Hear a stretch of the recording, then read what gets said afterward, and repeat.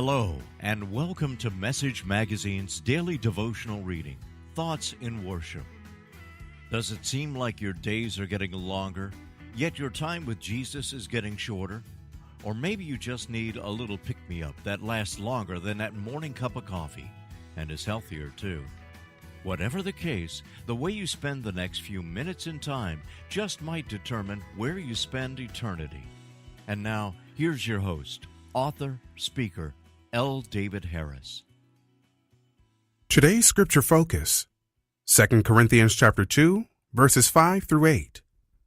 We are focusing on sin recovery principle number 8 of 12. We made a list of all persons we have harmed and are willing to make amends.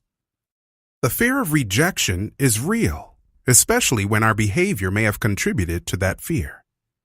While it is the duty of every believer to forgive, not all are believers, and not every believer is as quick to do what God says. We are all at different points in our growth process. Suffice it to say, we may struggle to reach out to those we've offended because we fear rejection. We may fear that they will call us names or characterize us by our actions. I understand. However, there is a tightrope we must walk here. The fact is that all have sinned, as we have said before, including the ones we have hurt by our actions or inactions. This is not a fact to be cherished or to throw in anyone else's face. It is simply the reality that we must keep in mind as we seek to make things right.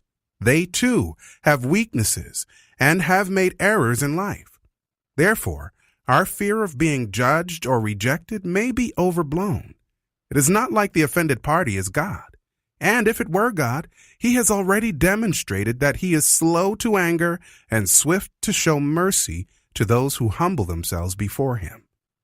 I would encourage you to surrender your fear to God and ask him to strengthen you for the rough road of reconciliation that lies ahead.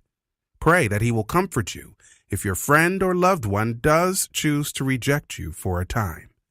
Remember that Jesus was despised and rejected by those he came to save. If that happened to him, even though he was innocent, we need to be vulnerable as we grow in reconciliation. May God be with you as you do whatever is in your power to make amends. If God is for you, who can be against you? Thanks for joining us, listening friends. Always remember, the way you spend your time now just might determine where you spend eternity. Until next time, be at peace.